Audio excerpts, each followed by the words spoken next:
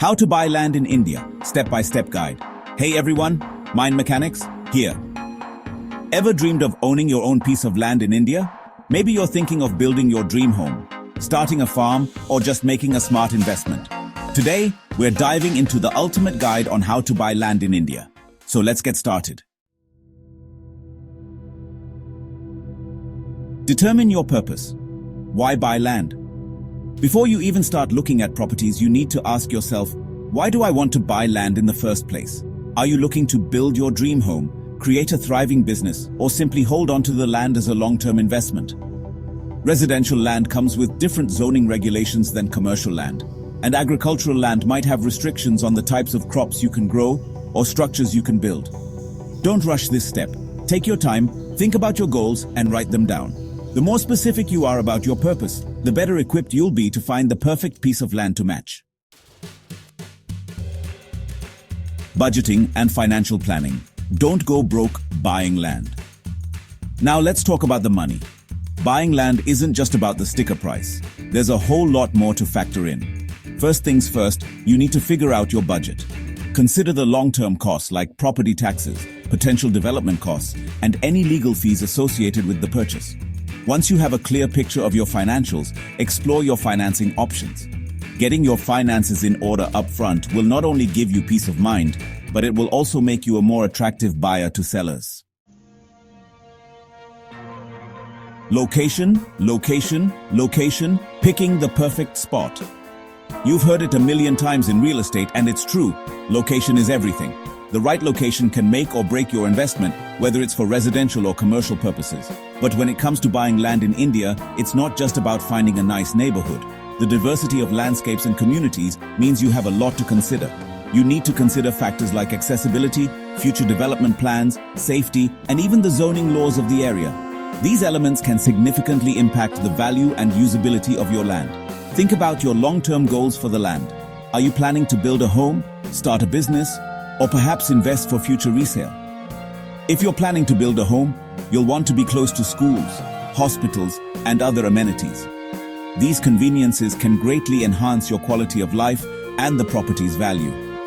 If you're thinking about a commercial venture, proximity to transportation hubs and your target market is key. Being near busy areas can drive more traffic to your business.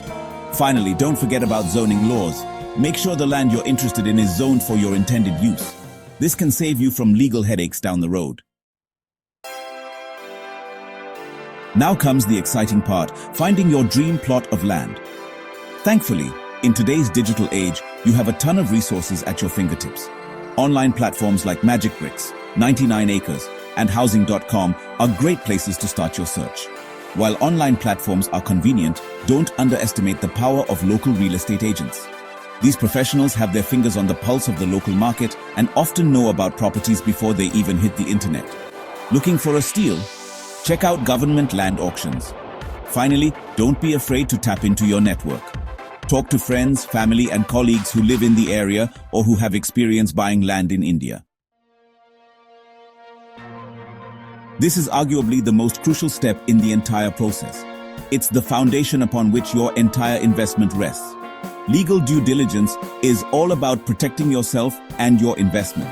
It involves a thorough investigation to ensure that everything is in order before you proceed. Skipping this step can lead to costly legal battles, financial losses, and a whole lot of stress. Imagine finding out later that the land you bought has unresolved legal issues or financial encumbrances.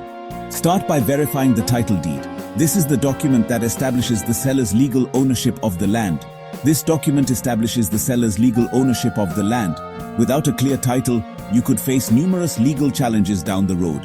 Make sure the title is clear, marketable, and free of any encumbrances. This means there should be no disputes, liens, or claims against the property.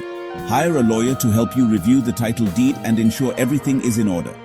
A professional can spot issues that you might miss. Next, obtain an encumbrance certificate or EC for the past 15 to 30 years. This document will reveal any existing loans, mortgages, or legal disputes associated with the land. This document will reveal any existing loans, mortgages, or legal disputes associated with the land. It's crucial to ensure that the land is free from any financial or legal burdens.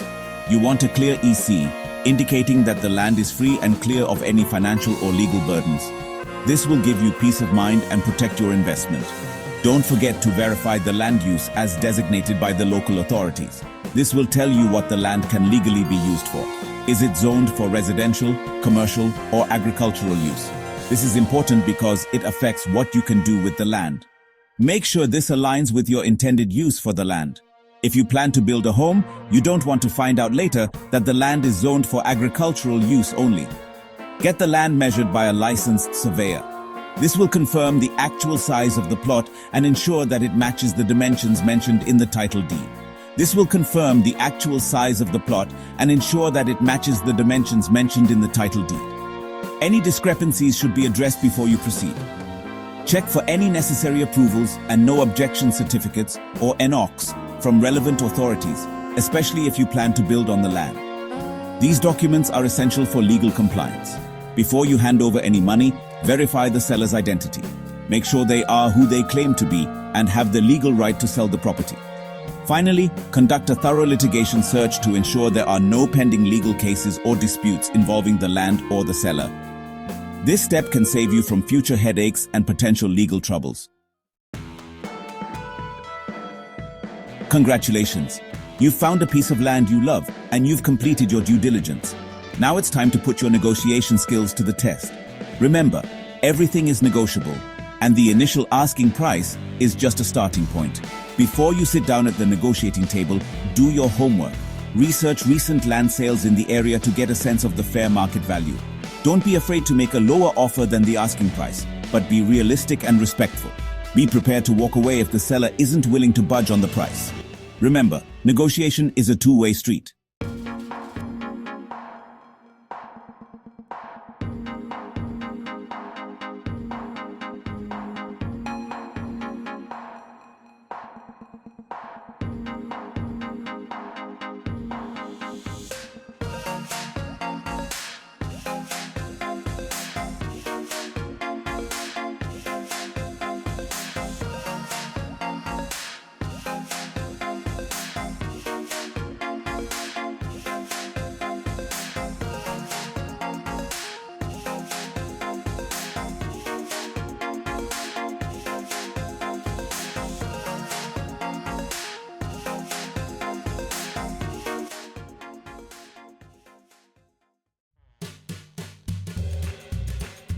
Chapter 8.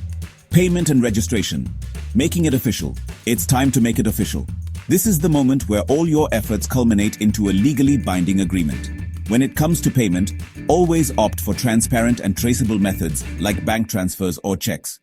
These methods ensure that there is a clear record of the transaction, which can be crucial in case of any disputes. Before you finalize the payment, calculate the stamp duty and registration charges. These are mandatory fees that need to be paid to the government. These charges vary from state to state and are based on the value of the land. It's important to be aware of the specific rates applicable in your region. Once you've paid the stamp duty and registration charges, it's time to register the sale deed at the local sub-registrar's office. This step is essential for the legal transfer of ownership. This is a crucial step that legally transfers the ownership of the land to your name. Make sure all parties involved are present and all documents are in order. The registered sale deed is your official proof of ownership, so make sure you receive a copy and keep it safe. This document is vital for any future transactions or legal matters. After you've registered the sale deed, apply for mutation of the property in your name at the local municipal office. This updates the municipal records to reflect you as the new owner.